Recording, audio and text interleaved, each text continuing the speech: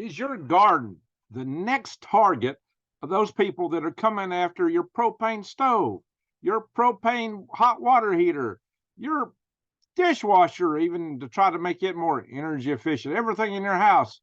Is your garden the next target? Well, I got to tell you what, it could be, because fruits and vegetables cultivated in urban farms and gardens have an average carbon footprint that is 6 times higher than food produced conventionally, according to a recent international study team sponsored by the University of Michigan. Oh, yeah. 6 times bigger carbon footprint. You know what that means? It's like, oh no, you can't do that, right? Anyway, well, this study compared the carbon footprints of food produced in low-tech urban agriculture sites to conventional crops in an effort to close some knowledge gaps. It was published in the journal Nature Cities. The study, which is the broadest published comparison of the carbon footprints of traditional, which is the big farms, big ag, and urban agriculture, analyzed data from 73 urban farms and gardens across 5 countries. Anyway, these urban farms, which are professionally run, and they're talking about the big urban farms then, my friends, and concentrate on producing food, individual gardens, which is what you do, which are tiny plots maintained by the single gardener, and collective gardens, which are the community areas gardens overseen by groups of gardeners, are the 3 categories of urban agricultural sites that were examined.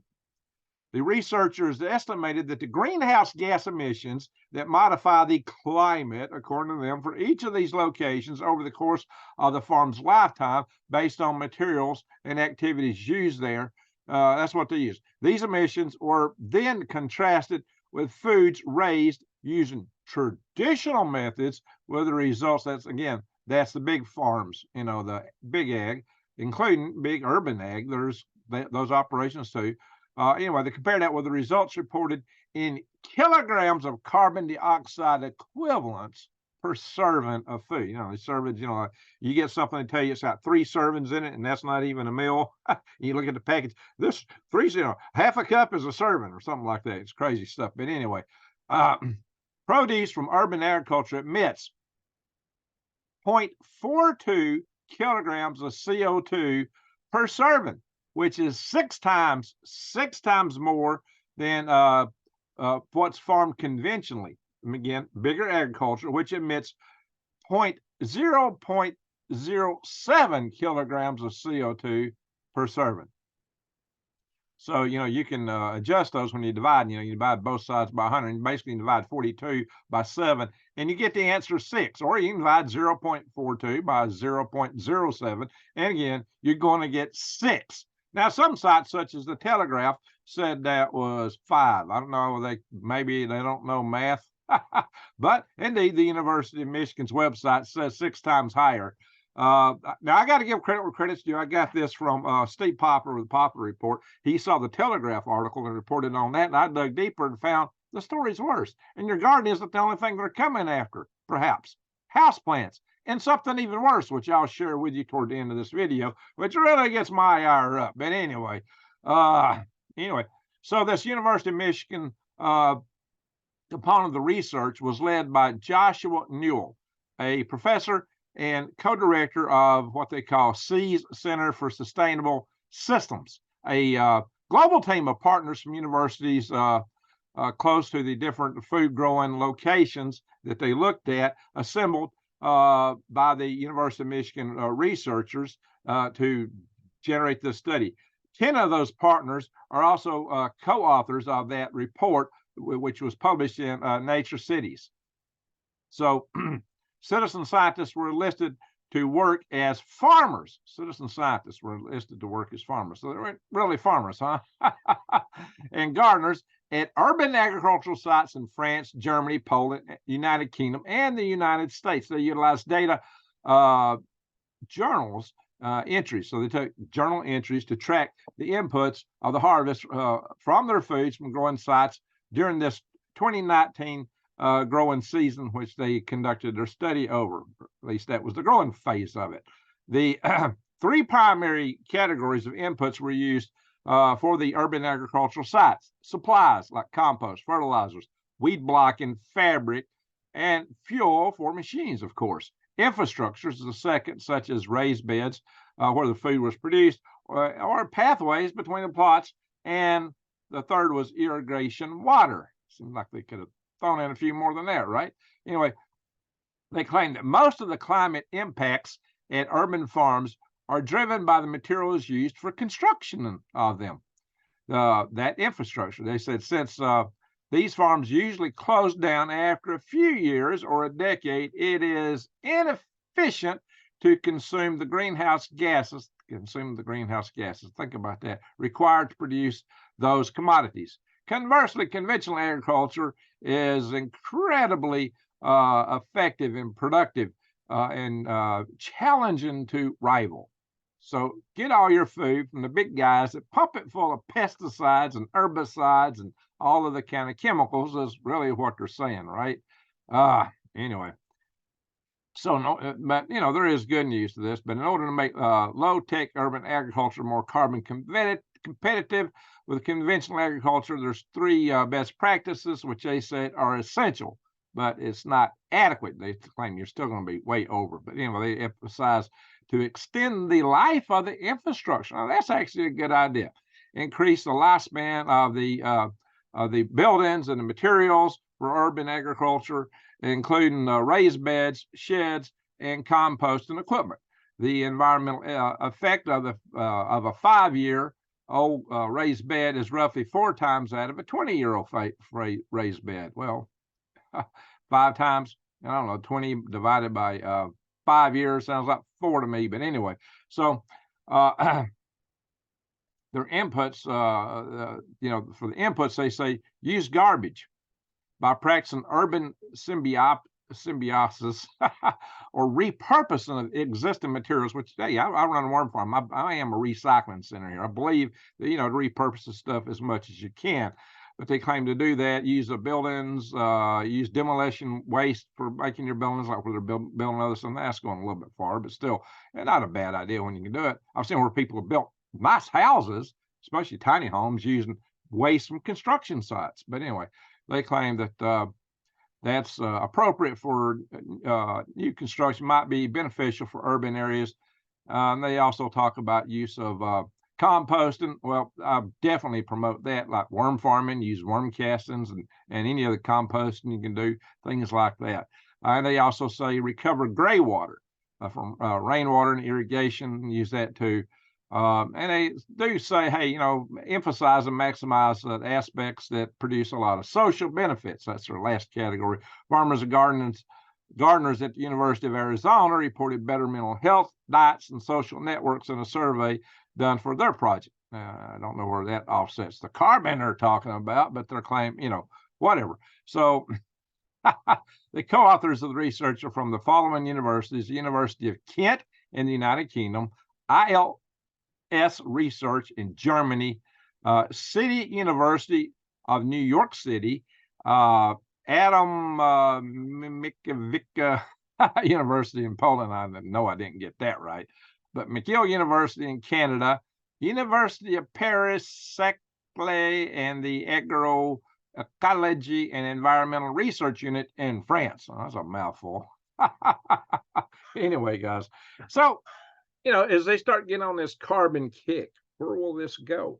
Or is this going to be picked up by the administrations? Oh, this is bad. You can't do this. Because it seems there's people out there that are more about control and limited independence. One of the best things you can do for your own independence is grow your own food. Now, I've submit to you, and I've shown you in the past that my method of gardening is gardening in such a way that you don't have to go to the store to buy anything. You save your seeds. If you're going to be a prepper and have a prepping type homestead gardening, you're going to keep the same inputs and keep reusing them year after year after year. Save the seeds and keep doing things. So you're not going to have the kind of impacts they're talking about. Even my raised beds, I use logs. I mean, it's all local stuff. And you can do a lot of that and repurpose stuff. You use old blocks and stuff for making the walls, you raised beds, things like that, wherever you can. There's a lot of stuff you can do to make your garden greener. But I submit that this seems to me to be a little bit outlandish. But it could be that a lot of people are inefficient in what they do, and most gardeners garden where they got to go to the store and get everything, which I'm always emphasizing that's not the way to go with your gardening. So all that aside, you got to wonder, are they going to try to control your gardens? As you know, with satellite resources, they'll know you got a garden. Are they going to say, no, you can't garden them? Is this, he's going to grab this and run with it and take it further? That's what I'm worried about, because this is hitting several different sites out there. Now, let me show you some share that this is making its rounds. This is from the University of Michigan. And again, in this study, they do say that on average, the carbon footprint is on average 6 times greater than conventionally grown produce. So, and they make some exceptions like tomatoes grown there instead of in your instead of an urban greenhouse. So, but their exceptions are not the rule overall. But there's people that's been making these claims before this study came out. Like they started that study in 2019. They just published it. Well, people even back in 2017 are saying vegetable gardens are not sustainable. Anyone that says differently is selling something. Okay. This is a Phys.org, which has now picked up on this study and is showing this. Hey guys, I say right now, get your own seeds. Get seeds that are heirloom seeds so that you can regrow. Check my links below for True Leaf Market and Eden Brothers. Both are great sources for heirloom seeds so that you don't have to go back to the store and get the same seeds over and over. When you do the heirloom seeds, you are getting yourself better prepared, especially if the grid goes down or something happens. You want a garden that don't require you to go to the store. And it will be a very low, maybe zero carbon input garden if you grow it right. So, I don't even advocate the use of power tools. I've been emphasizing for a long time, use hand tools when you can. I've even shown you on my hand tiller, which does a better job than the gas tiller I got. So, look at those kind of things, guys. But check out my links there to True Leaf Market and Eden Brothers and see if something there suits you and use my links, because that's the way to grow. Anyway, more on this. Carbon, this is the Telegraph. This is the article that can't do math, I guess, but this is the one that Steve Popper found. This kind of downplays the numbers a little bit, which might be good, but you've already seen the later reports are saying what the University of Michigan said to start with, 6 times. The one's published in America. Now, this one is still on the 5 times kick because they're quoting from the Telegraph, the Climate Depot. You see, the climate people are picking up on this. That's where we got to get concerned about this, is that they may run with this. So I highly suggest you get your seeds while the getting's good. And you may have to learn guerrilla gardening, where you kind of spread your garden plot out and about, or you might do permaculture as much as you can, where you grow trees and bushes so you can at least grow your nuts and fruits, but that's not enough. But see, here's another earlier article that came out in April before this report was published. This guy said, I'm no genius with geniuses, but your garden is killing the earth. This is in the Washington compost. Well, perhaps the best use of the paper itself, the Washington compost, is indeed to use it as compost. Hello, Jeff Bezos. Yeah, he's the owner of this this rag here, the Washington compost. But anyway, guys, this guy now this article is really focused on the idea of the plants being non-native that are used in a lot of gardens, and emphasizing using native plants as much as you can. Well, we've already got seeds from everywhere. They're already here. All right, guys. But see, it goes further. Now they're talking about house plants. Are house plants bad for the environment? See, it don't end. This ain't the worst one. This isn't what to me is the highest case. But guys, they're talking about plant miles. That's how far the plants have got to travel to get to you. That's part of what they're talking about. We talked about food miles, plastic pots. Well, reuse them for Pete's sake. Don't use peat, they're claiming, because they say it's not sustainable in the long run. They're advocate maybe use coconut core or something like that. But anyway, guys, so you see what they're doing here. But this article here says the worst issues, and they say this is supposed to be from least to worst. I don't know. Plant miles, plastic, like the pots. And hey, plastic is not the best thing in the world. Hey, clay pots are good, but if you got plastic pots, use them. You reuse stuff as much as you can. That I've always advocated that. And peat, which I've hit on before, and wastage. A lot of people just waste a lot of stuff. Waste Waste not, want not, said Ben Franklin, right? Anyway, so this article is, I can't scroll up. My, hang on, guys. This thing is it's going against me here. Sometimes, all right, our house plants bad for the environment. This is another, our house and plants doc. Oh, I might want to say that. Anyway, but these guys here are not claiming it's what those guys said. They're here talking about greenhouses. So there's different people out there pushing this from different angles. And some of these articles predate that study. The house plants aren't even part of the study itself. This is wholly different. And this is these are older articles. So they're really chomping on house plants, on gardens, all kind of things, guys. So where can this lead? Are they going to ban houseplants? We know houseplants are good for your home environment because they take a lot of impurities out of your air. Not to say they only might give you a little bit of oxygen, take out some of the CO2. Well, that's pretty low typically, but they take a lot of other impurities out and clean your hair in your house. So they're actually very good for you, according to a NASA study, nonetheless. Anyway, now this is the bad one here.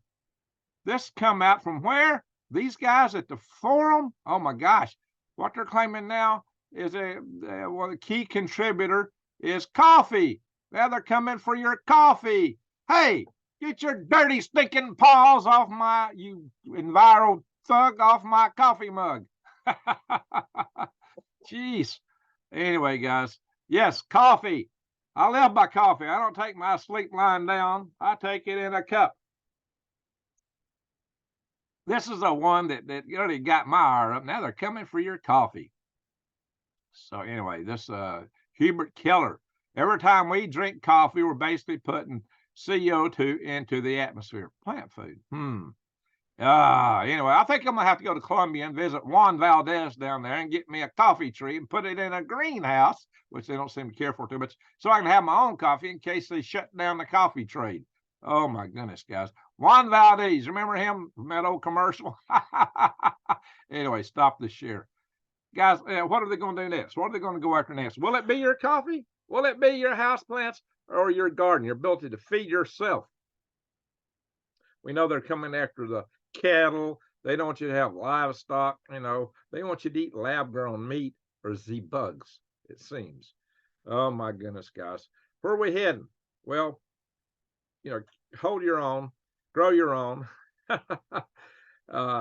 Just now's the time to get your seeds, because I don't know, with all the war racket going in the world, we don't know how long we're going to be able to order stuff.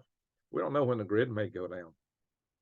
I hope you've already got stuff already. If not, get it while the getting's good. So eyes wide open and head on a swivel, my friends. Thank you for watching. Subscribe to my channel if you're not already subscribed. Bang the update notification bell. And please share my videos, because this channel has been stomped on by the platform, so it seems. Anyway, thank you all for watching. Greg out.